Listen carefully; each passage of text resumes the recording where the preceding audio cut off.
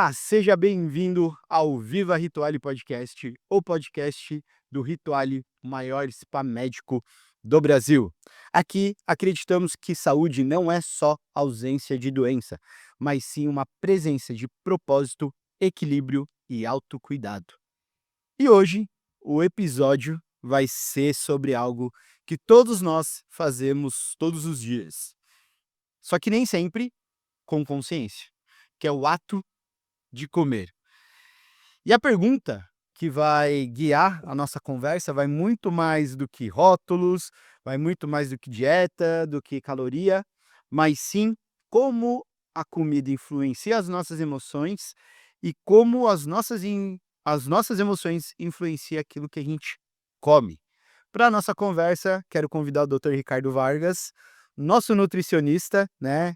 Nutricionista clínico do Rituale, especialização em nutrição funcional e gestão emocional, com uma ampla experiência com cuidados de pessoas. Seja muito bem-vindo, Ricardo. É um prazer, bro.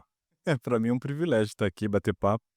Eu gosto de conversar, e ainda mais quando a gente sabe que essa conversa pode ajudar pessoas a tomar melhores decisões. E eu tenho certeza, porque é o seguinte, no final desse episódio você vai escolher se você vai utilizar a comida como um ato de autocuidado ou vai continuar só anestesiando as suas emoções.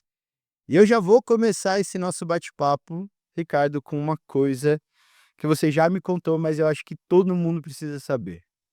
Da onde veio a ideia de misturar gestão emocional com nutrição? De uma frustração. Começou por aí. Porque assim, na minha jornada como nutricionista, primeiro a gente sai da faculdade só com teoria. A gente não sabe atender, não sabe fazer nada, e aí os primeiros pacientes são cobaias. Eu também não sabia, tá? Desculpa, mas é verdade. Então, o que que acontece? Eu tive um paciente que para mim foi, assim, o primeiro case de sucesso que eu posso falar assim: "Opa, esse aqui tem que ir para o currículo". Chegou com 26 anos, um homem, estava com pré-diabetes, que na época ainda nem era chamado de pré-diabetes, estava com glicemia alterada, ele já era hipertenso, fazia uso de medicação e estava acima do peso. 26 anos, muito novo para começar a usar de maneira contínua um medicamento para hipertensão. E aí ele disse que precisava de ajuda, começamos o trabalho, durante 9 meses tivemos um bom resultado. Foram 22 quilos reduzidos. Eu falei: "Uau, cara, é um negócio assim", aquilo empolgava, porque assim, a primeira coisa que você como nutricionista quer é ajudar alguém a obter os resultados que ela está buscando. E a gente superou, não só atingiu o resultado, porque além dos 22 quilos de emagrecimento, glicemia se controlou sem uso de medicação. E a hipertensão, que ele já fazia uso de medicação, teve que suspender. Teve que tirar a medicação, porque o que gerava o excesso de pressão era justamente a força que o coração precisava imprimir para ejetar o sangue, porque a massa corporal estava maior. Sim. Com os 22 quilos a menos, sumiu. E aí teve que tirar o remédio para pressão. Aí eu cheguei para ele no final de 9 meses, com esse resultado excelente que a gente tinha, tive uma conversa com ele e entendi que ele estava no momento de receber alta. Eu não sabia, mas hoje eu percebo que eu deveria ter dado uma continuidade, nem que fosse trimestral, quadrimestral, um encontro para a gente bater um papo, verificar como é que estava sendo o engajamento, se ele estava tendo resultado ou não. Não sabia disso, dei alta. 3 anos se passaram e ele voltou e sentou na minha frente. Mas quando ele sentou na minha frente, eu reconheci ele e ele estava acima do peso de novo. E eu perguntei para ele assim, eu falei: "Você já não tinha emagrecido?" Aí ele falou: "Já". Eu falei: "Não tinha sido 22 quilos?" Porque foi um caso marcante para mim, o primeiro de bons resultados assim. E ele falou: "Você tem boa memória, né?" Aí eu falei: "Quanto você engordou?" Ele falou: 22. Eu falei: "E você recuperou tudo?" Ele falou: "Tudo". Eu falei: "Mas me conta, como é que foi isso?" Ele falou: "Olha, quando você me deu alta, eu até consegui manter um engajamento por um tempo, eu continuei seguindo aquele cardápio, mas chegou uma hora que eu fiquei enjoado daquele cardápio, não conseguia mais olhar para aquele cardápio, eu tinha era raiva de você toda vez que eu olhava para o cardápio". Eu falei: "Cara, você tinha raiva de mim, você voltou aqui?" Eu falei: "Por quê?" Ele falou: "Porque você foi o único que ainda conseguiu me ajudar".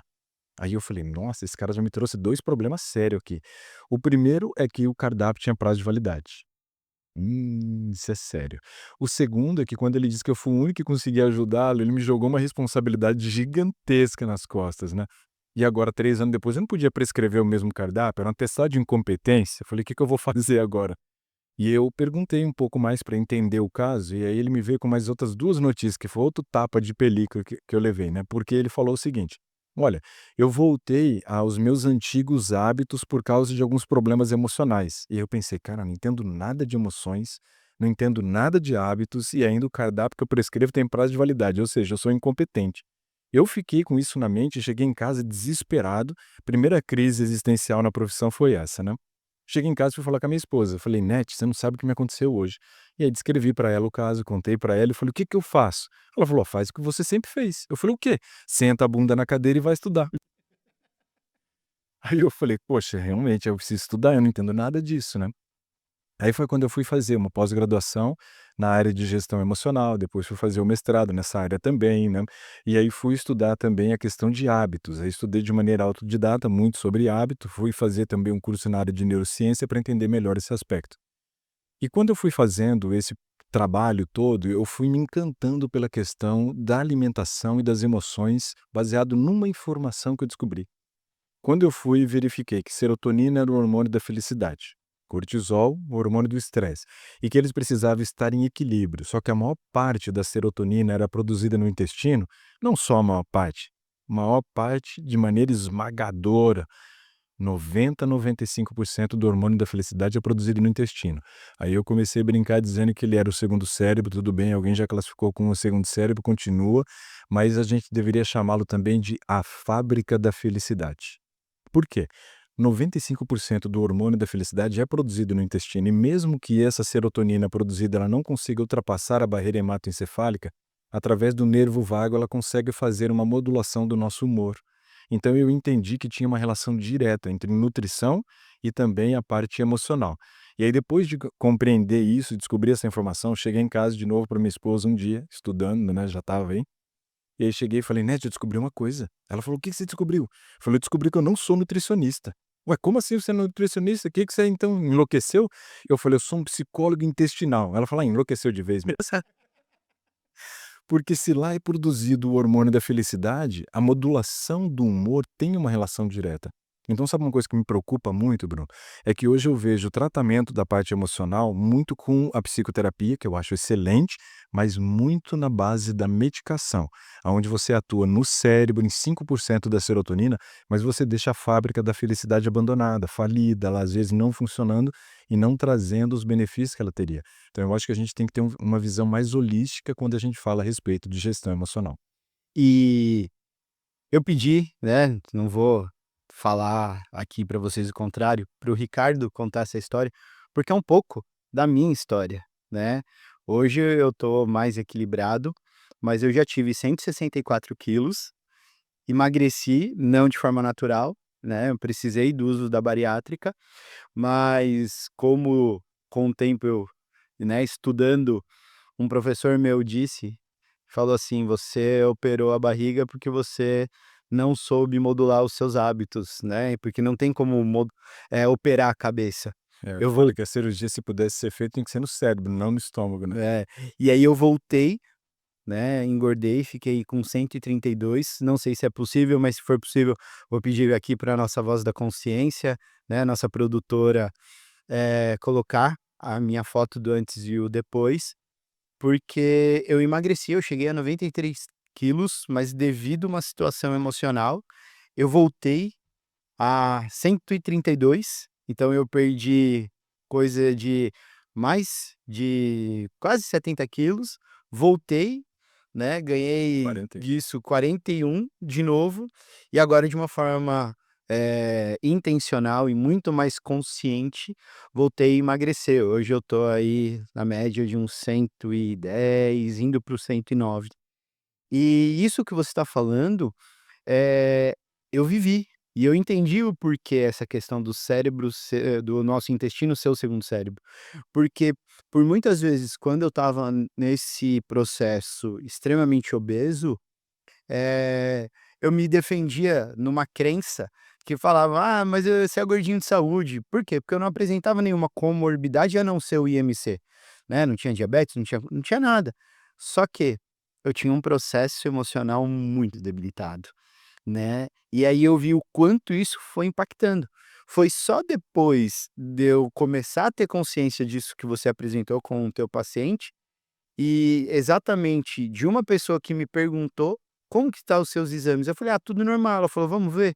E quando ela viu, toda a parte que me levava a um estado mais depressivo, estava intimamente relacionado com meus hormônios, minhas vitaminas, justamente por conta do impacto da bariátrica, né. Então assim, você não muda a parte emocional, você muda toda a parte fisiológica, e mesmo assim, você ainda tem isso, né. Como que você vê essa situação, Ricardo? Como a gente pode ver uma via de mão dupla, né, emoção, comer, fala um pouquinho disso.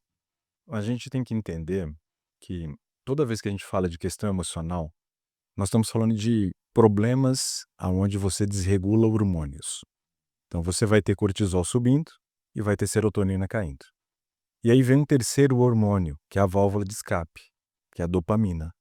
Então, se eu não estou bem emocionalmente, eu vou buscar uma válvula de escape porque eu quero dopamina. E se eu quero dopamina, onde que eu encontro?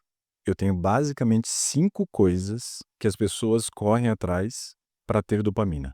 Número um, comida. É mais fácil acesso, né.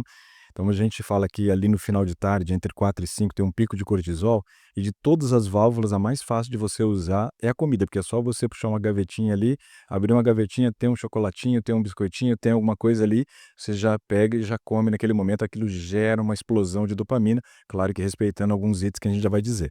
Então a comida é uma válvula de escape muito grande. Aí você tem, além da comida, sexo.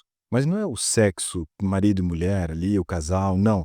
É justamente a deturpação do sexo, é a orgia, pornografia, esse tipo de coisa, porque aí gera um impacto muito grande, muita dopamina também. Se não é na comida nem sexo, são as drogas. E aí tanto as lícitas quanto ilícitas. E entra a bebida alcoólica, entra o cigarro, mas vão entrar nas drogas ilícitas também. Se não for esses três, a gente acaba indo muitas vezes para as compras. Consumismo. Por quê? O sentimento de posse na hora que você compra um produto também gera muita dopamina, mas não quando você usa. No entanto, que tem muita gente e muitas mulheres, às vezes, já fizeram algumas compras de coisa que elas não precisavam. Compraram por impulso e depois acabaram até dando de presente para uma amiga em festa de aniversário delas, né. Então isso acontece por quê? Porque gera dopamina, então escraviza também. Outra coisa, e é a última aí, são as telas, que aí contempla jogos eletrônicos, jogos de azar, né, entra também aí as redes sociais, filmes, séries, né. Então tudo isso faz parte de um pacote grandão que gera dopamina. E eu acabo ressignificando em um ou outro, ou mais de um muitas vezes. Mas a comida é o mais fácil. No entanto, que se a gente for observar de cada 10 pessoas que têm um problema emocional, seja ele qual for, 9 ganham peso. Por quê? Porque a comida entra como essa válvula de escape. Mas eu não tenho fome de qualquer coisa. Você nunca vai ver uma pessoa estressada e dizer assim: "Nossa, não vejo a hora de comer um prato de arroz integral". Isso que ela Com um prato de alface, né. Nossa, não, eu tô no hoje o dia foi tão difícil, acho que eu vou comer um saco de alface, não é assim? Quem que é isso? Então o que que você busca? Você busca 3 ingredientes. Você busca carboidrato, mas tem que ser carboidrato de ingestão rápida, ou Rápido. seja, absorção rápida a nível intestinal. Pode ser a versão doce, como pode ser a versão salgada. O doce é o fácil, o chocolate geralmente o mais utilizado, né? O salgado geralmente é sempre amido associado com gordura, porque gordura também gera muito carboidrato. Então, por exemplo, batata frita, uma coxinha, gera muito, pastel, gera bastante, né? Eu me lembro que uma vez eu vi uma postagem no Facebook, há algum tempo atrás, né, em um outro século quase, né. Então assim, ó, a postagem era interessante, porque tinha uma foto de uma coxinha e estava escrito assim: "Você já viu alguém triste comendo coxinha?" E aí um ponto de interrogação, embaixo escrito: "Automaticamente coxinha traz felicidade". Mentira, coxinha traz prazer, não felicidade. E felicidade é sentimento duradouro, prazer é uma coisa passageira, então é aquela coisa que gera muita dopamina, logo passa e você quer retroalimentar. Sabe qual que é o ditado mais verdadeiro do mundo? Não. Bis, impossível Uau. comer um só. Verdade. Eu tive uma paciente uma vez que ela disse que ela conseguia comer um bis. Aí eu olhei para ela e falei: "Que vergonha nessa cara". Eu falei: "Como assim você come um bis? Você errou o artigo, não errou?" Ela falou: "Como assim errei o artigo? Não é um bis, é uma caixa bis, né". Ela falou: "É, às vezes acontece". Por quê? Porque quando você tem aquela bomba de dopamina sendo estimulado no teu cérebro, aquilo traz uma sensação de prazer para a pessoa que está sufocada emocionalmente, que é como se ela saísse de órbita. Ela faz: "Ah", sabe aquela calmaria que aparece? Só que isso dura pouco, passa rápido. Então eu quero retroalimentar. O grande problema é que isso acaba desencadeando um processo de vício, né. Então eu tenho me preocupado muito com essa questão emocional, principalmente no Brasil, porque você olha que nós somos o país mais ansioso do mundo. Então, se eu tenho uma questão emocional que faz cair a minha serotonina, porque meu cortisol subiu, eu vou correr atrás da dopamina. Só que eu vou correr atrás de dopamina barata, que escraviza e que gera um monte de danos na minha vida. Se é de ordem financeira, de ordem de peso ou, né, se é de ordem de relacionamento, que também interfere demais nesse aspecto, na questão da traição, do sexo, que nem eu falei. Então, isso tudo vai gerar uma demanda psicológica maior ainda para a pessoa no futuro. Então, a gente entra naquela roda dos ratos. Então, isso é muito preocupante. Então, a gente tem que olhar para o nosso organismo e entender que nós somos, né, uma química de vários hormônios que vão modular o humor. No entanto que quando você olha para o processo de tratamento, geralmente, você chega num psiquiatra e nada contra, eu acho que o psiquiatra ele é muito importante dentro do processo. Mas eu acho que antes mesmo de você entrar com a medicação, às vezes você poderia tentar mudanças de estilo de vida se o caso não está tão grave, porque com mudança de estilo de vida, às vezes você evitaria o uso da medicação, que aí você entra num loop de retroalimentação do medicamento, que muitas vezes você vai ter que fazer um desmame, também é complicado. E aí o que que acontece? A pessoa senta na frente do médico e ele pergunta para ela assim: "O que você está sentindo?". Ela começa a descrever os sintomas e baseado nos sintomas ele prescreve uma medicação, um antidepressivo, que vai atuar onde? Na via serotoninérgica. A maioria dos antidepressivos vão trabalhar lá. Você pega um antidepressivo tricíclico, você pode pegar de repente um Mimal, que é inibidor de monoaminoxidase, ou você vai pegar um inibidor seletivo de recaptação de serotonina. Então você sempre vai trabalhar nessa via serotoninérgica. Só que onde que está a maior produção de serotonina? No No intestino. intestino. Então essa é uma questão que preocupa bastante. Nós estamos mal emocionalmente e estamos entrando num loop aonde nós vamos ficar presos dentro dele, ou com vício de dopamina, ou muitas vezes com o problema da medicação também. Interessante você falar isso, porque uma das perguntas que eu separei para te fazer é justamente por que que pessoas, né, quando decidem fazer uma dieta, né, uma reeducação alimentar dentro mais do que a gente prega aqui no Rituale, às vezes tem essa falta dos ultraprocessados, né. Então tem a ver com o que você acabou de explicar. E uma coisa que eu acho interessante, até para o público que está nos assistindo, o Rituale tem como uma das filosofias o trabalho do MEV, né, que é a medicina do estilo de vida. Isso que o Ricardo está trazendo é extremamente interessante, porque a gente não é contra a medicação, pelo contrário, a medicação é muito bem-vinda, mas existe uma série de hábitos que nós temos que impacta diretamente e que o medicamento por si só não vai resolver, né. Então Vai tratar o sintoma, mas exato. não a causa Mas não muitas a vezes. causa, né. E aí acaba acontecendo isso que você traz em relação a essa roda do rato, porque vira, assim, um ciclo, sem fim. Tanto que o por isso que uma das coisas que a gente fala é que o ritual é um lugar para você repensar os seus hábitos, as suas rotinas, justamente para quê? Pra ter esse pensamento, certo? E a pessoa tem que se reconectar com ela mesma. Às vezes ela está totalmente desconexa. Teve uma pessoa que chegou aqui, Bru, e me chamou muita atenção. Eu estava fazendo a integração no domingo à noite e pedi para que cada pessoa falasse 3 coisas: o nome, de onde elas vieram e o motivo pelo qual ela veio. Nós estávamos numa roda bem grande, né, e aí essa pessoa, quando ela chegou a vez dela, ela disse o nome, falou que ela tinha vindo, né, de São Paulo, e dá para falar, né, porque São Paulo tem um pouquinho de habitante, né, vai ser fácil de achá-la, Não vai né, ter. mas o motivo me assustou. Ela disse assim, ela falou: "Olha, eu estou vindo porque eu estou à procura de mim. Se alguém me encontrar, peça para entregar". Eu falei: "Cara, isso é pesado". Eu me lembro que nessa data tinha uma jornalista ao meu lado, né, E ela olhou para mim, eu olhei para ela assim, ela falou: "Uau!". Porque, assim, interessante, ela falou que ele estava à procura dela, mas ela não sabia nem para onde tinha ido, nem de onde veio, e se alguém encontrasse ela, para que entregasse.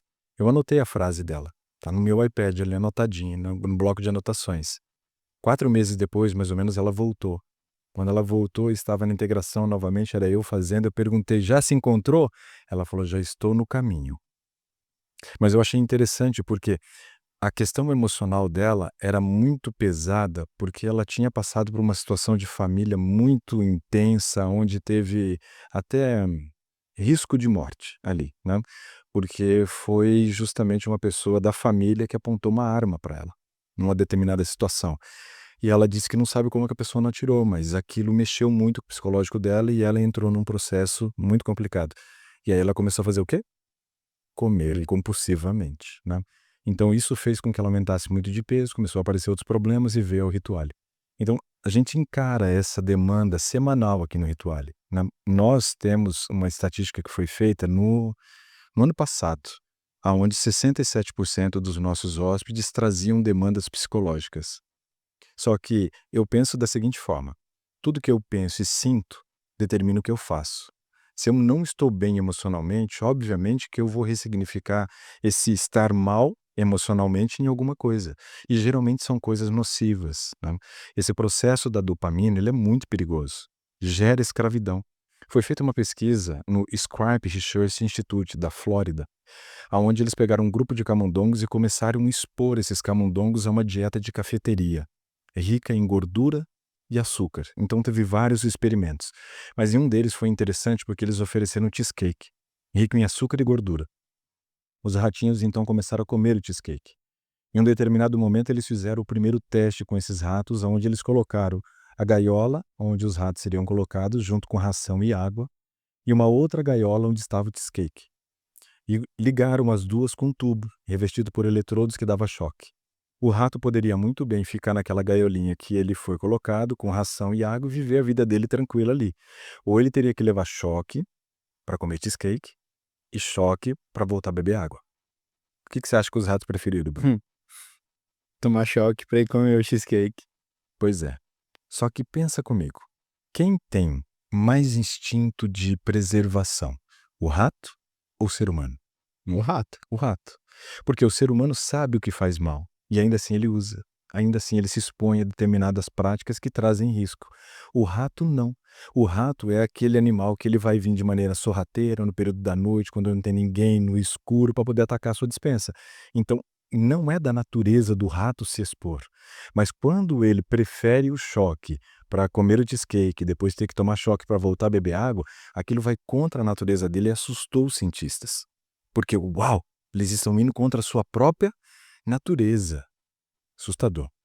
Deixaram os ratinhos continuando ali no experimento comendo cheesecake por mais um tempo e fizeram o segundo teste com os ratos, aonde eles colocaram os ratos agora na gaiola com água e ração, sem acesso a cheesecake. E aí os ratos fizeram greve de fome. E grande parte desses ratos morreram de inanição. Tinha comida, tinha água, ou seja, tudo que ele precisava para sobrevivência tinha, mas não tinha mais o Cheesecake. cheesecake. Então, os ratos morreram por inanição. É como se a frase que eles pudessem expressar o que eles estavam sentindo era a seguinte: não tem cheesecake? Prefiro a morte. É como se a vida perdesse o valor a ponto dele morrer de inanição, tendo tudo que ele precisava para se manter vivo. Quantas pessoas estão vivendo isso hoje? Quantas pessoas estão hoje morrendo de inanição com tudo que elas precisam para viver ao seu redor? Porque muitas vezes elas já estão num nível de escravidão. Nos tornamos escravos dessas coisas. E eles foram analisar o cérebro desses ratos que morreram de inanição e se assustaram. Por quê? Cheesecake é rico em açúcar e gordura. Dois nutrientes que estimulam a produção de muita dopamina no cérebro. Só que quando eles analisaram o cérebro dos ratos, eles perceberam que eram os receptores D2 que estavam estimulados. Eu tenho D1, D2, D3, D4 e D5, que é dopamina 1, dopamina 2 e assim por diante. O receptor D2 é justamente o mesmo receptor que responde para cocaína e heroína. No final do trabalho, eles colocaram uma frase que para mim foi muito impactante, que é a seguinte, ó: açúcar e gordura gera vício, tal qual cocaína e heroína. A única diferença é que é necessário se expor mais vezes, mas depois de desenvolvido o vício, vencer é tão difícil quanto. Uau! Nossa, e para mim o que você está falando faz muito sentido, porque dentro dessa questão que você falou, né, da produção dopaminérgica, às vezes as pessoas vão acabar buscando, né, o vício da tela, o vício da comida em si, porque são vícios mais aceitáveis socialmente, É né. menos feio. É menos feio, boa, é menos feio. Mas se a gente prestar atenção até o que a gente falou, essa questão da nutrição associada à emoção, ela vem, então, justamente por algo que eu já trouxe em alguns podcasts, eu falo isso nas palestras, que é muitas vezes porque por conta de um analfabetismo emocional, eu não quero sentir essa dor, eu não quero saber olhar para ela o que me faz isso, então eu prefiro me afundar num prazer de um cheesecake ou de um ultraprocessado do que ter que lidar com isso. Faz sentido pensar nisso? Faz sentido, mas o que acontece geralmente é assim: se eu tenho uma dor, né, eu quero alguma coisa para compensar a dor. Se eu tenho falta, eu quero superabundância em outra área. O grande problema é que ninguém gosta de castração. Se você tem uma castração de prazer, para quem já está com dor emocional, é a morte. Perde o sentido. Então, se você não ressignifica em alguma coisa, a chance de suicídio aumenta. Então, olha, é assustador, né? Ou se suicida ou vira escravo. Nossa, parece que não tem uma solução. Tem solução, claro. Você tem que analisar do ponto de vista de que você tem tratamento medicamentoso para reequilibrar inicialmente a serotonina cerebral e ter tempo, fôlego para promover mudanças de estilo de vida que são super importantes. Quando se fala de tratamento de doenças, né, de problemas emocionais, você tem que pensar que o exercício é fundamental, que o sono é essencial, que a alimentação tem um papel crucial, que o sol faz toda a diferença, né. Não só o sol da manhã que estimula a produção de serotonina, a gente deve trabalhar um pouco mais isso, mas também o sol do meio-dia que produz vitamina D. Tá. Então você pega, por exemplo, pessoas que moram em países que não têm quantidade grande de sol, tendem a ser muito mais depressivo, índice de suicídio maior. Então, assim, a gente tem coisas na natureza que poderiam nos ajudar nesse processo. Mas, claro, se eu pego um paciente para tratar, e aí o psiquiatra lá, por exemplo, pegou esse paciente e percebe que ele tem alto risco de suicídio, ou seja, o grau de desmotivação dele está tão grande, ele não tem visto mais sentido na vida, fala para ele assim, ó, vai tomar sol. Ó, vai comer direitinho, faz seu intestino funcionar, que você vai produzir serotonina e vai resolver seu problema. O cara morre antes, porque ele comete suicídio. Então a gente não é contra a medicação, como o Bruno já disse aqui. A medicação ela tem um papel importantíssimo dentro do processo. O problema é que muita gente acha que a medicação é o fim do processo. E não é. Você tem que ter outras coisas também, você tem que entender e buscar qual é a causa. É uma causa psíquica? Precisa de psicoterapia? É uma causa física, de repente, de um intestino que não está funcionando da maneira correta, que está produzindo uma quantidade insuficiente de serotonina e eu vou ter que mudar alguma coisa nos meus hábitos? É uma questão, de repente, de uma restrição de sono. A gente sabe que quem dorme mal tem muito mais tendência a desenvolver problemas emocionais. Por quê? Porque o cortisol, que é o hormônio do estresse, no primeiro tempo de sono, que vai das 21h30 às 2h, reduz. Então, se eu durmo mal, eu não consigo baixar o meu cortisol a contento. E o cortisol alto se torna o gatilho para desenvolver problemas emocionais. Então, quer dizer, investigar causas, né? A gente não pode simplesmente parar no tempo e achar que só o uso de uma medicação vai ser o suficiente, né? Pegando esse gancho, existe uma crescente dentro do mundo wellness, né, do mundo do bem-estar, que essa nova geração, ela tá abrindo mão, né, da balada, da noitada, da bebida alcoólica, do tabagismo, para escolher hábitos um pouco mais saudáveis, né, a corrida, encontros em, cafeterias e tudo mais. Mas eu vejo que todo esses encontros, a comida está associada, né, parece que é uma convenção. Ah, depois da corrida, né, aquele jargão e meme, você faz a corrida para no final você ganhar uma banana e uma maçã. Em Nova York, uma crescente está sendo o que eles chamam de Wild Run, que é a corrida com a cidade aberta, onde você vai correr dentro da própria cidade, né, onde você tem checkpoints específicos para que você, hã, consiga completar a corrida, mas às vezes termina num bar, para o pessoal beber no final, né. Em São Paulo tem muito essas night runs que no final acaba parando, às vezes num bar, Uma né, balada no final. não chega a ser uma balada, né, mas um espaço, mas sempre tem a comida associada. Por que essa comida está sempre associada a essas, interações sociais? Comida não é só nutrição. Nutrir é um dos papéis da comida. Mas a comida, ela serve para aproximar, para criar laço, para criar vínculo. Você conviveu com a sua avó, Bruno? Convivi. Vó tem um dom diferente de conseguir criar com seus netos um vínculo através da comida. A minha avó, ela era especialista nisso. Ela não precisou ir para o colégio para saber isso, ela não teve oportunidade de estudo. Mas a minha avó, por exemplo, comigo e com todos os meus primos, né, teve um laço afetivo construído com comida. Por exemplo, comigo, ela falava assim: "Vamos fazer queijadinha?" Eu falei: "Vamos, vó." Porque queijadinha era um evento. Olha só, a gente preparava a massa da queijadinha. Depois a minha avó dizia o seguinte: queijadinha no forno do fogão não presta. Queijadinha tem que ser feito no forno a lenha. Eu falei: "Vó, mas a gente não tem forno a lenha." Ela falou: "Vamos fazer o nosso forno a lenha." Cara, a gente descia depois aí para o fundo da casa, tinha um quintal gigante, e aí nós vínhamos ali pegar alguns tijolos, construímos ali, né, a nossa churrasqueirinha, aí a gente vinha, pegava a grade do fogão, minha avó falava: "A grade do fogão pelo menos para isso presta." E aí a gente levava a grade do fogão, colocava ali em cima daqueles tijolos, aí ia buscar madeira, buscar o gravetinho, tinha todo o ato de você montar ali embaixo, né, daquela grade, daquele fogão ali, né, a sua fogueirinha, depois a gente acendia, pegava aquela massa que a gente tinha preparado da queijadinha, enrolava com papel alumínio. Hoje eu sei que a parte clara do papel alumínio tem que estar em contato com o alimento. A minha avó colocava a parte fosca virada para ele. Então eu comia queijadinha com metal pesado ainda. Mas aí a gente vinha, pegava aquela queijadinha ali, colocava em cima daquela grade, depois você ficava o tempo inteiro ali abanando e tendo que colocar madeira. Cara, isso virou um evento. A questão não era a queijadinha, a questão era a relação social que eu construí com a minha avó daquele jeito.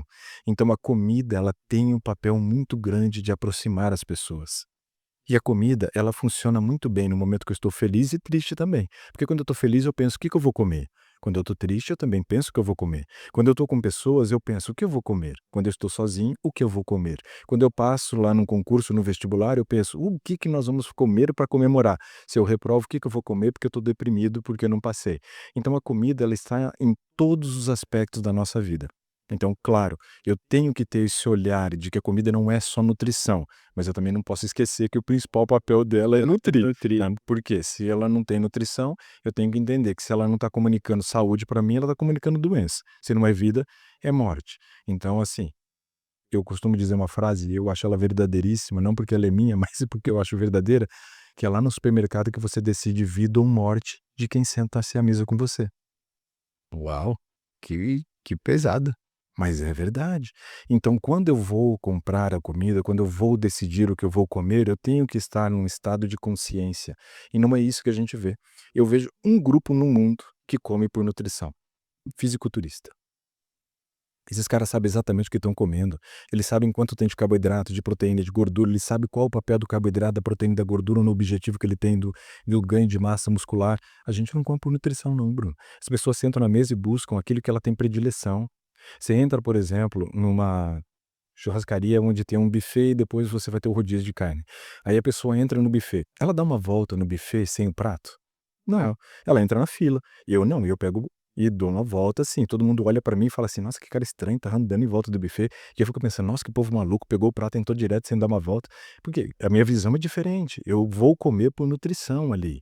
Aí a pessoa pega o prato dela e entra no buffet. Então vou dar um exemplo aqui, ó. Eu sou paranaense, então vamos criar uma cena aqui, ó. Peguei meu pratinho, entrei no buffet e olha assim, batata sauté, amo você." E pá, põe no prato. Aí dou mais 2 passinhos ali e vejo, arroz carreteiro. Nossa, isso eu tinha na casa da vovó dia de domingo. Em homenagem à vovó, eu pego o arroz carreteiro. Aí eu dou mais 2 passinhos e eu vejo uma macarronada. Eu falei: "Nossa, na casa da outra avó você vê macarronada. Se eu peguei a rosca carreteiro em homenagem à primeira avó, eu tenho que pegar para essa também". Põe no prato de novo. Aí eu, como um bom paranaense, olho e vejo polenta frita. Eu falo: "Não, que isso, não posso negar minhas raízes". Aí eu coloco ali. Então você vai sair com 3, 4, 5, 6 fontes, às vezes, de carboidrato. Então você percebe que não é por nutrição que as pessoas comem. Uma vez eu estava fazendo palestra em Taquara, no Rio Grande do Sul. Um casal de amigos, né, me levou para poder almoçar numa churrascaria. E aí entrei na fila do buffet. O cara que estava na minha frente pegou todas as fontes de carboidratos possíveis que tinha naquele buffet. Quando chegou no final, eu pensei em dar um tapinha nas costas dele e falar: "Posso te contar um segredo?" Mas deu vontade, mas não fiz. O povo do sul lá é meio bravo, né. E sou de lá também, eu sei que a gente é mais ignorante que os outros. Então o que que acaba acontecendo? A comida, ela tem papéis sociais importantíssimos. No entanto, que o nosso grupo de emagrecimento aqui com os hóspedes, eu trabalho muito uma temática que é: você tem fome de quê? Por que que você come? O que que te leva a comer? Quais são os gatilhos? É emoção? Ou as suas relações sociais, né? Porque tem um ditado que alguém fala que é diferente, mas eu não acredito não. O ditado é assim, ó: "Diga-me com quem andas e eu te direi o que tu comes". É porque com quem você anda vai influenciar no teu padrão. Você falou, por exemplo, de um grupo de corrida. As pessoas estão ali porque elas se identificaram. Sim. Então essas pessoas que se identificaram, elas também vão comer do mesmo jeito, elas vão se vestir do mesmo jeito, elas vão falar sobre o mesmo assunto. Então nós somos influenciados pelas pessoas com as quais convivemos. No entanto, uma pesquisa americana mostrou que 34,5% do que eu como e você come não é a gente que escolhe, é o meio. No meio. É o meio. Então, essa questão das relações sociais impacta. Será que eu como de repente por lembrança? Será que eu estou lembrando da minha avó? Será que eu estou comendo, lembrando de algum lugar que eu fui? E aí eu me lembrei do lugar e me lembrei: "Nossa, mas eu comi tal comida naquele lugar". Aí você sente desejo e você vai atrás daquilo. Ou será que de repente nós estamos comendo por causa das questões sensoriais, ou seja, dos nossos 5 sentidos e do impacto que a gente recebe da mídia muito forte, das embalagens, das logotipos dos fast foods, ou será que é da propaganda, dos outdoors espalhados? Se você vai analisar, hoje as indústrias alimentícias, elas têm psicólogo contratado que são especialistas em cor. Por quê? A cor, ela gera impacto na nossa tomada de decisão, ela gera desejo. Por exemplo, se você olha para as lanchonetes de fast food, quais as 2 cores predominantes? Ah, amarelo, vermelho, Amarelo e vermelho. cores que excitam. Esses são as 2 principais. Por quê? Porque vermelho gera urgência, amarelo gera fome. Então você nunca vai ver uma cadeia de fast food que as pessoas chegam, sentam ali, terminam de comer e ficam batendo papo ali.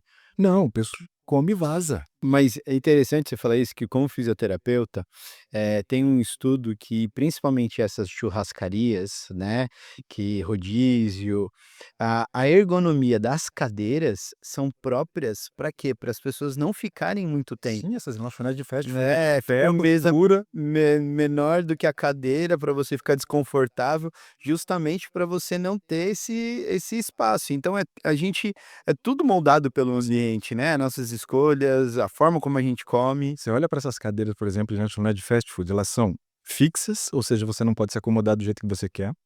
Elas são de ferro, então elas são geladas e duras. Então não é convidativo para você ficar muito tempo. Então a fome e a urgência é: coma rápido e vaze logo, não dá espaço para o próximo. Aí quando você, por exemplo, quer, dentro de uma embalagem, transmitir um certo grau de confiança, que: "Oh, esse produto é confiável", eles vão e colocam um azulzinho. Então você pega algumas lanchonetes de fast food que você vai lembrar e a gente não vai falar para não ter depois processo não. Cair tem um processo nas nossas costas, vai estar lá vermelho, amarelo e azul, porque azul transmite credibilidade, confiança. E se parar para ver, até aquelas que se colocam um pouco mais, vamos supor, naturais, Ela vai jogar o amarelo e o verde. vai ser um laranjinha ali, um amarelo, um verde, alguma coisa assim, E tipo. quando você coloca o amarelo e o verde, você coloca fome e: "Opa, esse aqui é saudável". Tem É verdade, uma de fast food que é assim também, mas eu não vou falar. é verdade. Então, assim, ó, vale a pena a gente pensar nessas coisas e perceber que comida é muito mais do que nutrição. Só que existe um grupo um pouquinho grande de pessoas querendo dominar o que a gente come. Tá, Então eu tenho que estar consciente. mas aí agora eu vou puxar um pouquinho aqui pro meu meio, e eu sei que você tem exímia experiência nisso. Como que eu vou me tornar consciente numa comida, sendo que eu tô sendo bombardeado com uma série de estímulos para me tirar a atenção. Então, exemplo, você falou, né, da maneira como se serve no buffet. Eu viajava muito para dar treinamento. E aí tinha uma cidade que eu amava ir dar treinamento, mas eu odiava comer, principalmente na época que eu estava na dieta. Por quê? Goiânia. Você já foi para Goiânia? Conheço bem. Os pratos da onde você vai servir em buffet era um prato desse tamanho, justamente para você perder a noção espacial. Não, fora que quando você, por exemplo, tem problema com a comida, ver o branco do prato é desesperador. Então você quer cobrir tudo. Exato. Só que ao mesmo tempo você tá aqui, mas você tem o estímulo da televisão ali, Amigo. você tem alguma coisa da música, aí às vezes você pega o prato, o celular tocando o tempo O todo, número de pessoas que então passa distrai sua mente. às vezes você tá aqui comendo com o celular na mão, você não você não tem essa consciência, Não, muito né. pouco. Então assim, como trazer essa consciência? Porque 2 coisas que você falou aqui que eu achei extremamente interessante. O rato, que tem um nível de sobrevivência muito grande, escolhia tomar o choque para comer, né, Deus a escolheu cheesecake. morrer. Escolheu morrer. Eh, a gente tem essa consciência muitas vezes, porque eu brinco, hoje a gente tem o conhecimento às nossas mãos, basta um Google ou até mesmo entrar aqui num vídeo no YouTube, que você tem informação, Agora com né. inteligência artificial ainda, né. Então você sabe o que comer, né, não é por ignorância, como dizia a minha avó, Deus protege os inocentes, mas a partir do momento que você tem o conhecimento, você não é mais tão inocente. Por qual motivo, eu não gosto muito dessa palavra, mas eu vou usar, a gente se sabota? A gente sabendo que a gente precisa estar consciente, a gente se dispersa. A gente sabendo que precisa comer, a gente escolhe comer as outras. Por que que a gente faz essas escolhas erradas? Eu vou te dar primeiro 5 perguntas para um próximo podcast. Ótimo. Que você falou uma coisa que é importante, para que a gente ganhar grau de consciência, o ideal seria que a gente respondesse essas 5 perguntas antes de comer. O que comer? Quando comer? Quanto comer? O que comer? E como comer? São 5 perguntas que num próximo podcast a gente pode trabalhar uma por uma. Ótimo. Mas é interessante a gente perceber o seguinte: nós temos consciência, mas ainda assim fazemos o que é errado. Ok, por quê? O nosso cérebro, ele não gosta de ter desperdício de caloria. O nosso cérebro, ele é um órgão que eu falo que se ele fosse um profissional, ele seria um economista. Por quê? Ó, ele entende muito bem de fazer reserva, só que em vez de fazer reserva financeira, ele faz energética, energia forma de gordura. Aham. Depois ele faz investimento para aumentar a reserva energética dele. Ele não sabe lidar com escassez. O cérebro não sabe lidar com escassez. Então ele fica maluco com escassez. Então o propósito dele é sempre trabalhar poupando energia. O máximo que ele puder poupar de energia, ele vai poupar. Então o que que ele faz? Desde criança, ele vai construindo na nossa mente hábitos. E depois que vira hábito, não é mais uma coisa consciente, está no seu subconsciente. Então, às vezes, você tem o conhecimento, você tem o desejo, mas você tem um padrão comportamental que você reproduz sem pensar. Então, quantas pessoas sentam à mesa e sabem que é necessário mastigar porque o estômago não tem dente e os dentes estão só na boca? Mas Acredito come que rápido, muitas pessoas, mas continua comendo rápido. continua comendo rápido. Por quê? Porque ela não tem nem a percepção que ela come rápido. Se ela tivesse a percepção, talvez aquilo geraria nela um processo falando: "Nossa, mas eu comi rápido demais". Mas ela termina e nem percebe. Quando a gente fala, assim, num nível de aprendizagem, é como se ela estivesse ali numa incompetência inconsciente, eu não sei que eu não sei fazer o certo. É mais ou menos isso. Agora, quando eu tomo consciência, aí eu vou ter que trabalhar num outro âmbito. Eu vou ter que lutar contra a minha própria natureza num aspecto dos hábitos que eu já construí. E para fazer mudança de hábitos, são passos que você tem que seguir. Você tem que entender que todo hábito começa com uma deixa ou um gatilho que te leva a uma rotina, que é o hábito, que vai trazer uma recompensa. Aí eu consigo, fazendo esse mapeamento, deixa, rotina e recompensa, Qual é a rotina que eu quero mudar? Ok. Qual a recompensa que eu tenho todas as vezes que eu faço isso? Se eu sei qual é a recompensa, eu vou ter que mudar o padrão de comportamento, ou seja, construir um novo hábito, mas que traga o mesmo tipo de Recompensa. recompensa. Só que esse é um processo consciente. É fácil? Não, não é fácil. É possível? Sim, é possível. A neurociência já mostrou isso, principalmente num trabalho muito bem conduzido pelo MIT. E MIT é o Instituto de Tecnologia de Massachusetts, não é o maior instituto que a gente tem no mundo hoje na área tecnológica. Então eles mostraram que isso é possível. Eu tenho que estar consciente, primeiro aspecto. Então imagina uma pessoa que sentou-se e come muito rápido ou serve o prato sem pensar. Antes de servir, o que ele teria que fazer? Trazer um nível de consciência. E como que eu posso trazer esse nível de consciência? Senta e faz 5 respirações profundas, por exemplo. Legal. Se você faz 5 respirações profundas antes de servir o seu prato, você vai mudar a forma como você serve o seu prato, porque você vai estar mais consciente, porque o ato de respirar aumenta a oxigenação do cérebro. Aumentou a oxigenação, traz um grau de relaxamento. Trouxe um grau de relaxamento, traz uma certa consciência. Isso Eu não vai estou mais no mudar piloto automático. o ciclo, né, você vai mudar o ciclo de entre gatilho, hábito e Sim, recompensa. eu tenho que estar consciente. Senão eu não faço uma mudança, senão eu simplesmente reproduzo um padrão comportamental. Uma vez um paciente chegou no consultório e eu fui atendê-lo, primeira consulta do dia, 8 horas da manhã. A Rose, que era secretária da clínica onde eu trabalhava lá em Maringá, no Paraná, na Beta Clínica, do Dr. Sidney Senhorini, né? Um abraço para o Sidney, se ele assistir isso. Ele foi meu mentor, foi meu professor na faculdade, foi meu orientador de TCC, me convidou para trabalhar com ele depois, trabalhei 10 anos com ele, foi meu padrinho de casamento, então é uma pessoa que eu tenho autoestima e aprendi muito com ele. E aí eu estava lá na Beta Clínica naquele dia, a Rose veio e trouxe o paciente. Ele entrou no consultório e ele disse a seguinte frase: "Eu sou hipertenso, meus pais são hipertensos, meus irmãos são hipertensos e eu já tenho até sobrinho com hipertensão. Veja o que você pode fazer aí." Você Eu nasci assim, vou morrer assim e não vou fazer nada para mudar. a síndrome de Gabriela, essa vai entrar no CID essa síndrome aí, você vai. E aí o que que acontece? Ele afirmou naquele momento, Bruno, que ele não tinha condições de sair daquele padrão, porque a família era assim. Então ele não tinha escolha, por mais que ele mudasse o meio dele, ele morreria, né, com hipertensão. E aí nós começamos a conversar sobre o que gera uma hipertensão. Chegou num certo momento, ele deu um tapa na mesa assim e disse: "Já chega!" E eu falei: "Já chega do quê?" Ele falou: "Não, já chega, você já me convenceu." Eu falei: "Te convenci? Do quê?" "Não, você já me convenceu que realmente minha hipertensão é genética.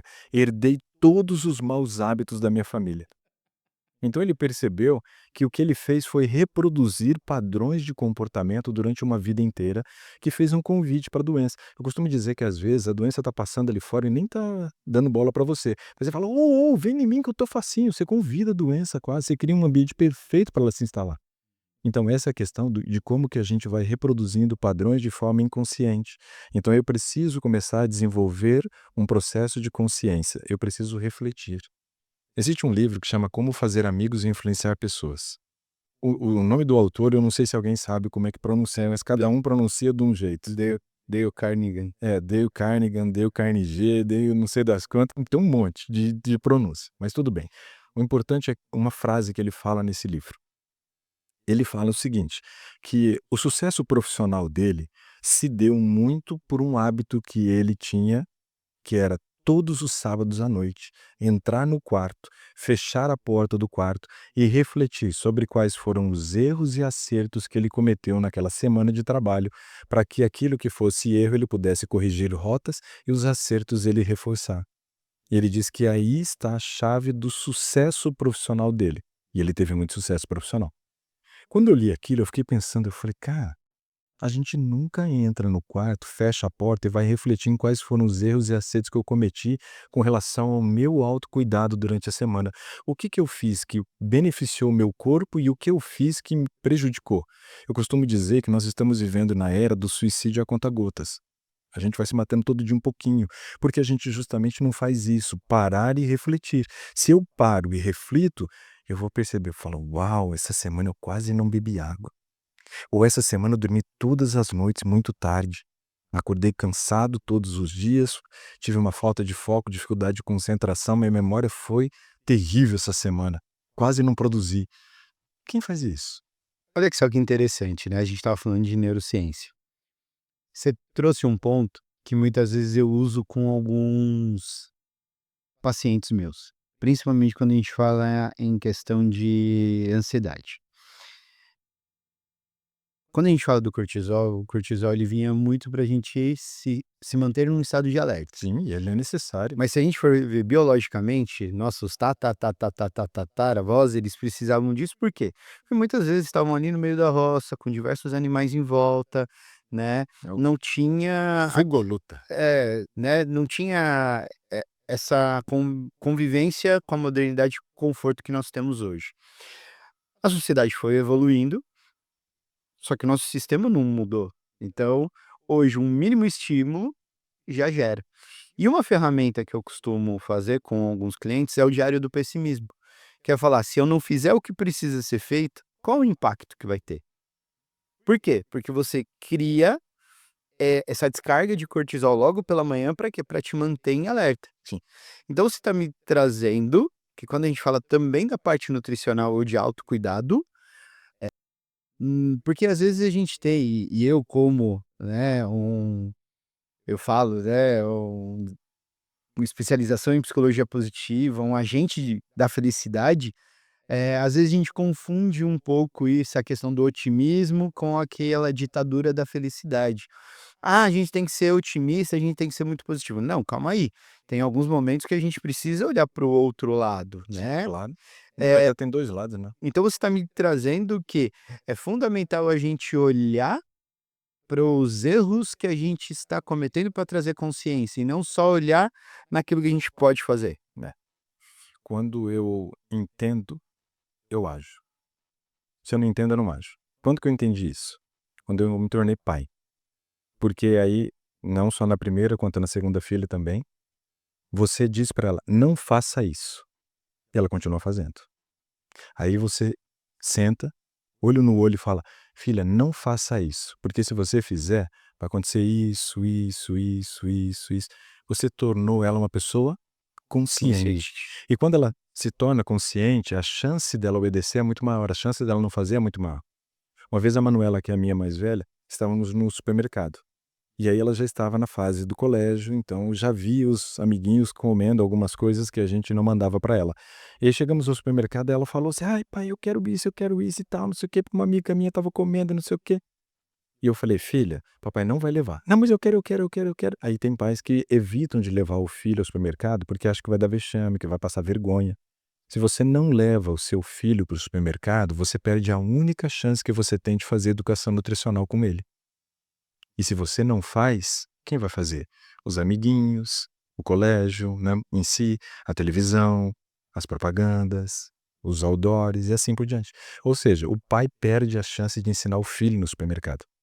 Aí eu abaixei e comecei a falar para ela, falei: "Filho, o papai não vai levar, porque isso daqui vai causar isso, vai causar isso, vai causar isso, e tudo isso é consequência, filha, de comer esse alimento". Aí ela falou: "Nossa, pai, consequência é ruim, né?". Aí eu falei: "É, filha, consequência geralmente é ruim, né?". Aí ela falou: "Ah, então não vamos levar não, né?". Eu falei: "Não, vamos deixar". E ela saiu andando e pulando e tal, acabou. Então assim, tem que ter consciência. Se não tiver consciência, não tem mudança. Porque todas as vezes que eu começo a fazer uma mudança de uma forma não consciente, não é algo estruturado. Não tem planejamento. Então eu estou indo mais na emoção do que na razão, na questão estruturada. E quando se fala da questão emocional de mudanças, a gente tem que fazer algo que seja estruturado. Tem que ter planejamento, tem que saber qual que é o próximo passo. O que que eu vou fazer agora? O que que eu devo não fazer, né? Ou não devo fazer, né? Isso é importante, saber os erros para que eu possa então escolher o caminho dos acertos. E entrando aqui nesse ponto, a gente falou dos erros, né, que é fundamentais para a gente tomar consciência. Mas uma das coisas que a gente fala aqui no Rituale, né, que é essa mudança, né, do estilo de vida, como tornar o processo da alimentação, a comida, num ato de autocuidado. Porque se a gente entende, né, como você disse, para mim faz muito sentido. Comer não é só o ato para se alimentar, gerar uma existência, né, para ter o aporte energético. Está relacionado com convenções, está relacionado com memórias. Como o ato de Emoções. comer se torna um ato de autocuidado, de amor. Primeiro você tem que entender que na parte nutricional, os alimentos têm papéis a cumprir. Então eu fico muito preocupado quando alguém fala assim: "Eu tô fazendo dieta low carb". Aí eu falo: "Por quê?". "Ah, pra emagrecer". Eu falei: "Mas o que que o carboidrato gera pra você?". "Ah, o carboidrato me engorda". Não, o excesso de carboidrato te engorda. Não é o carboidrato que te engorda. O glúten. O povo fala assim: "Ah, eu tirei o glúten e emagreci". Eu falei: "Ah, e você emagreceu porque você tirou o glúten?". Ela falou: "Foi". Eu falei: "O que que você deixou de comer quando você tirou o glúten?".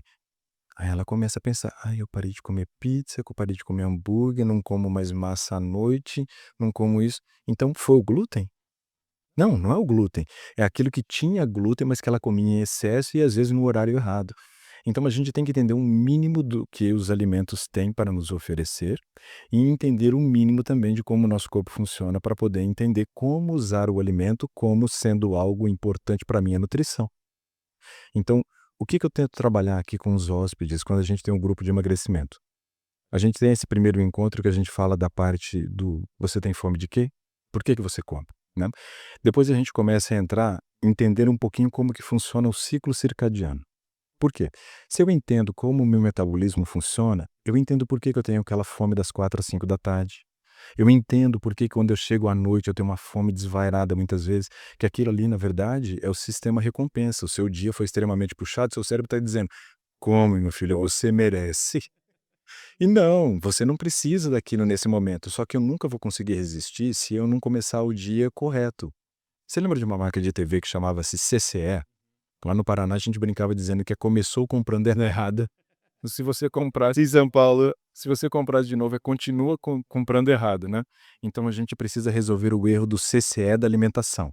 Ah, como assim? Começou comendo errado. Se eu tenho um pouco de consciência e entendo que o meu metabolismo gasta muito mais caloria na parte da manhã do que da noite, eu vou entender que o carboidrato de manhã para mim ele é fundamental. Porque o papel do carboidrato é gerar energia. Se eu gasto muita energia, eu tenho que ter alguma coisa que gere energia. E se eu entendo que o meu metabolismo desacelera à noite, eu entendo que eu não vou precisar tanto do carboidrato no período da noite. Por quê? Porque à noite eu vou dormir, meu metabolismo está lento, meu gasto calórico é baixo, e se tiver excesso, ele vai guardar na forma de gordura. Vai transformar em triglicerídeo e vai guardar. Então, quando eu começo a entender como o corpo funciona, fica muito mais fácil para aquelas pessoas que dizem: "Ah, não gosto de tomar café da manhã". Tá, mas você não gosta de tomar café da manhã, porque você já parou para pensar a importância que ele tem para você terminar bem o dia, para você não chegar com uma compulsão no final de tarde, no período da noite? Não. Então vamos lá, vamos sentar aqui, vamos entender. Então, quando a pessoa começa a ficar consciente da forma como o corpo dela funciona e começa a respeitar o corpo, eu digo que nós estamos nos tornando surdo fisiológico, ou seja, o nosso corpo tenta falar com a gente, mas a gente Ignora. não ouve, a gente não ouve, a gente é desatento para os sinais que o corpo está fazendo e a gente desrespeita o nosso próprio corpo. Mas quando eu começo a perceber, puxa, realmente meu metabolismo é mais alto de manhã, então eu não posso ficar sem comer de manhã. Nossa, por que que eu tô comendo tanto à noite desse jeito, já que o meu metabolismo é tão lento? Aí eu falo que isso é síndrome de urso, a gente come como se fosse hibernar, mas não hiberna nunca, só ganha o peso do urso. Verdade. Então é problema. Então a gente precisa primeiro desenvolver a consciência. Eu quero mudar minha alimentação, ok. Por que que eu quero mudar minha alimentação? O que que eu tenho que fazer de ajuste na minha alimentação? O que que eu vinha fazendo errado, que são rotas que eu preciso corrigir agora? Então esse grau de consciência, ela nos direciona para a gente começar a fazer escolhas corretas, né? Mas entender o mínimo possível de cada uma dessas coisas. Para que serve carboidrato? Para que eu preciso de proteína? Por que é importante comer gordura? Por que uma mulher, quando faz dieta e descobre que 1 grama de gordura gera 9 calorias, enquanto 1 grama de carboidrato e proteína gera 4, ela tira a gordura e daqui a pouco ela para de menstruar? Então, se eu entendo um pouquinho disso, se o profissional que te orienta explica essas coisas, você se torna consciente. E é muito mais fácil de você seguir. Às vezes a gente termina o grupo de emagrecimento e aí no último dia as pessoas falam assim, você fala: "Uau, agora eu entendi porque eu ajo como ajo". Então, eu preciso trazer consciência. Aí eu pergunto para eles: "Tá, e agora que vocês entenderam, o que que vocês vão fazer?". "Não, agora que eu entendi, eu sei por que que eu preciso tomar o café da manhã. Por que que se eu não tomo café da manhã e eu ressignifico isso à noite, eu como compulsivamente à noite. Por que que eu quero beber tanto álcool e comer massa à noite com molho gordo", né. Então eles compreendem. E quando você tem compreensão, você faz mudança. Aí você faz mudança estruturada, né. E uma coisa importante é o seguinte: todo processo de mudança alimentar, ele deve começar por um passo. Antes mesmo de você entender a questão de como funciona o teu corpo e dos alimentos, o que que é fonte de carboidrato, proteína, gordura. Antes disso, tem um passo que é fundamental. Pega uma folha de papel, divide ela ao meio. De um lado você faz uma lista de inclusão, alimentos que eu não como e deveria comer. E do outro lado você vai fazer a lista de exclusão, alimentos que eu como e sabidamente eu sabia que não deveria comer, então eu tenho que tirar. Por qual das duas listas a gente começa, Bruno? Esse que é o ponto importante. Geralmente, quer falar? Normalmente começa pela exclusão, Pela mas exclusão. a ideia é começar pra inclusão. Só fazer a Justamente isso. é o que a gente precisa. As pessoas focam às vezes num erro e eu preciso abandonar o refrigerante, eu preciso parar de comer. É a filosofia do gap, né? Ah, isso é ruim, então eu tenho que tirar o que é ruim. Pois é. Só que se você começa a tirar tudo que é ruim, tem alguns que se tirarem tudo da noite pro dia, no dia seguinte ele vai olhar no armário e vai ver que ele vai começar pelo jejum, que não vai sobrar nada. É verdade. Então, ele não pode começar excluindo, excluindo, excluindo, porque senão ele vai ficar com uma escassez muito grande de oferta de alimento, vai ficar muito monótono e rapidamente ele fala: "Ah, esse negócio não é para mim não, Vou voltar pro padrão. eu vou voltar para o padrão". Porque ele não conseguiu sentir prazer aqui nesse novo modelo. Então ele precisa, antes de pensar em excluir, ele precisa pensar em incluir. Então é um processo includente. Depois ele se torna excludente. Primeiro eu coloco opções novas. Ah, eu não como integral. Começa a aprender a comer o integral. Não como fruta. Começa a comer mais fruta. Ah, eu quase não como hortaliça, verdura. Então começa a aprender. E aí você vai buscando alternativas de preparo diferente também. Não fica tentando fazer só aquele alface com salada lá do mesmo jeito, né? Alface e tomate na salada, só isso todo dia. Não. Vai experimentando coisas novas. Entre na internet, procure receita, procura como você fazer uma salada que seja colorida, atrativa e gostosa. Aí você vai encontrar molhos de salada, vai colocando esses molhos. Aquilo vai fazer com que o seu processo se torne um processo mais leve e chegue num certo momento que você já tem tanta opção que você fala: "Ah, agora tirar isso daqui tá mais fácil". Vai ser tranquilo, né? Às vezes você tira e nem percebe que tirou. Porque inclusive você já vai ter prazer em outras coisas, né? Você tem opção. Então, a questão é essa, hoje as pessoas fazem a mudança muito errada de buscar a exclusão. E um segundo ponto que eu acho muito perigoso, as pessoas mudarem a questão da alimentação baseada em peso de balança. Peso de balança é uma desgraça que não deveria existir. Já cometi muito esse erro. Eu costumo dizer que a balança não foi um instrumento inventado por Deus. Que aquilo traz aflição, traz sofrimento, traz angústia, traz ansiedade. Coisa horrível. Como é que pode ser bom um negócio desse? Subir na balança. Aquilo subir na balança, eu ouvi de um paciente uma vez. Uma coisa que foi a frase mais chocante que eu ouvi em toda a minha carreira como nutricionista. Esse paciente chegou no meu consultório, primeiro a Rose veio e tirou a cadeira que tinha lá e trouxe uma outra cadeira. Aí eu olhei assim e falei: "Ué, Rose, por que tá trocando a cadeira?" Ela falou: "Porque o paciente que você vai receber não cabe nessa cadeira." Eu: "Uau." Aí ele chegou. Quando ele sentou, eu perguntei assim: "O que que eu posso lhe ajudar?" Ele falou: "Eu preciso emagrecer." Aí eu falei: "Você sabe quanto você pesa?" Aí ele falou: "Eu sei." Aí eu falei assim: "Você sabe que a minha balança não dá conta de pesar você, né?" Aí ele falou: "É, eu sei. Esse é o meu primeiro objetivo, é conseguir subir numa balança dessa." Eu falei: "Quanto que você pesa?" Aí ele falou: "Estou com 240 quilos." Uau! Eu falei: "Onde que você se pesa?" Aí foi a frase chocante. Ele disse assim: "Eu sou dono de uma gráfica." Eu falei: "Sim." Ele falou: "E lá na gráfica a gente tem uma balança de pesar boi, que a gente pesa os despachos nossos, porque a gente sabe o peso de uma caixa. Se eu tenho 50 caixas para mandar, eu sei qual é o peso da carga. Se depois que eu coloco todas as caixas ali antes de despachar e eu vejo que o peso deu mais ou menos, eu sei se está faltando caixa ou não. Então a gente usa essa balança com essa finalidade. Mas uma vez ao mês eu subo nessa balança. E aí um funcionário meu me pesa. Mas todas as vezes que eu subo nessa balança, eu me sinto como um boi indo para um matadouro." Nossa, pesada? Arrepiei aqui. E aí nós começamos o processo, né, de tratamento, mas é duro você ouvir isso. Então assim, se a gente foca no peso de balança, a gente sofre demais, porque nem sempre o corpo vai dar resultado de baixar o peso da balança inicialmente. Pode ser que você comece a fazer um processo da maneira correta com atividade física e mudança alimentar. Se você está fazendo musculação, por exemplo, a sua musculatura começa a hidratar. 83% do peso é água. Então, se você começa a puxar água para dentro do músculo, isso é peso na balança. Então, não quer dizer que você não teve resultado. Às vezes, você vai subir na balança e você vai perceber que não teve resultado, que o peso da balança não baixou. E você vai surtar e vai falar: "Ah, não está dando certo", e desiste no meio do caminho. e deixa outros detalhes, né, como roupas Sim, e mediu e medidas, né. Então a gente deveria se preocupar é com fita métrica, não com a balança. Porque a fita métrica ela me direciona a saber se eu estou perdendo peso, tá, tudo bem, não baixou na balança, mas eu sei que eu estou perdendo peso de gordura porque eu estou vendo que as medidas de tórax, circunferência de cintura, circunferência abdominal, quadril estão diminuindo.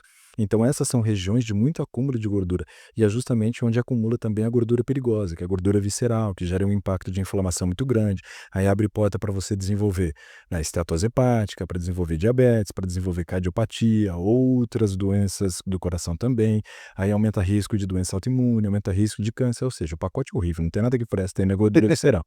Então se eu percebo que está baixando as medidas, mas o peso de balança não está baixando, é para eu comemorar e não para eu desanimar. Porque quer dizer que se eu não baixei o peso da balança, mas eu diminui a medida, eu aumentei músculo. Se eu aumentei músculo, eu aumentei meu metabolismo. Se eu aumentei meu metabolismo, duas coisas vão acontecer. Vai ser mais fácil continuar queimando gordura e vai ser muito mais fácil manter o peso quando eu chegar ao peso desejável. Então a gente tem que fazer o processo de maneira consciente.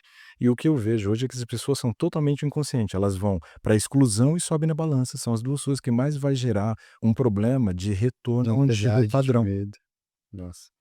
Ricardo, ficaria horas, né, criei aqui diversas perguntas e, assim, ficaria horas e horas conversando com você. E, cara, obrigado pela sua disponibilidade de estar aqui. Mas antes da gente terminar, eu quero te pedir um favor. Sim, Olha para essa câmera vamos lá. e fala para mim, né? Deixa uma mensagem para aquela pessoa que antes do podcast estava comendo apenas para anestesiar e que tomou a decisão hoje de comer consciente. Qual é a mensagem que você deixa para ela? Bom, eu diria que algo importante para você é, primeiro, conhece-te a ti mesmo. A frase famosa, né? Não é minha não, mas o cara mandou bem. Então, assim, conheça você mesmo. Tire tempo para refletir sobre sua vida, sobre seus hábitos, sobre o seu padrão de comportamento.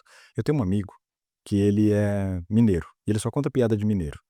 Mas ele contou uma vez que eu falei: "Cara, isso faz muito sentido". Ele diz que mineiro, quando acorda assustado, olha para um lado, olha para o outro e diz assim: "Oncotô, doncovim, pocovô, quem coçou". Onde eu estou, de onde eu vim, para onde eu vou, quem eu sou.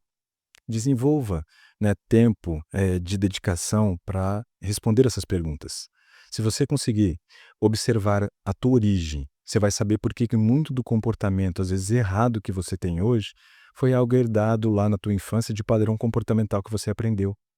Se você para refletir o momento atual seu, você vai perceber que algumas doenças que você tem são reflexos justamente de onde você veio. Então, é o teu momento presente. Você precisa de entender também quais são seus gostos, quais são seus desejos e o que que você deseja para o teu futuro, que é o pão que eu vou, né. Então, analisa isso, são perguntas importantes. Quando você tiver boas respostas para todas essas perguntas, provavelmente você vai ter desenvolvido um autoconhecimento que você não imaginava que era possível. Você vai entender, você vai se acolher, você de repente vai chorar em alguns momentos quando você observar algumas questões, mas isso vai te dar respostas importantes para te direcionar para o teu futuro. Porque tem uma lei que é chamada lei do semeador, que é tudo que se planta, se colhe. Se você planta uma semente de milho, você vai colher milho. Só que você planta uma semente, você colhe ali 2, 3 espigas. E vamos colocar que em cada espiga tem por volta de 100 sementes. Uma semente te rendeu 300 sementes. O grande problema da lei do semeador é que tudo que você planta, você colhe, mas em grande quantidade. Então, quanto mais cedo você parar e fazer as reflexões, você vai poder mudar o tipo de semente que você está plantando hoje e pode ter certeza que ela vai frutificar. E quando os frutos vierem, você vai poder colher ótimos frutos aí dessa tomada de decisão. Ricardo, mais uma vez, cara, obrigado por essa linda aula, por essa maravilhosa experiência de nos ensinar que comer não é só alimentação, é crença, é emoção, é história, é ambiente e o que eu tiro de maior aprendizado, que comer é escolha e escolhas conscientes. Ricardo, quem quiser conhecer mais o seu trabalho, como que ele te acha além do Rituale? Ah, pode procurar na rede social, dr.ricardo Vargas. Muito bem. E para você que de alguma maneira entendeu que esse episódio ajudou você na maneira de repensar a forma como você se alimenta, a forma como você lida com as suas emoções, não deixe essa mensagem acabar aqui nesse episódio. Compartilha, salva, comenta, porque quanto mais você nos ajudar a levar essa mensagem para as pessoas, a gente vai criar cada vez um mundo mais consciente e muito mais saudável, né, Ricardo? E mais leve. E mais leve. Então, siga a gente nas nossas plataformas, seja aqui no YouTube, no Spotify, e compartilhe com aquela pessoa que você entende que esse episódio vai fazer diferença. Um ótimo dia e até mais.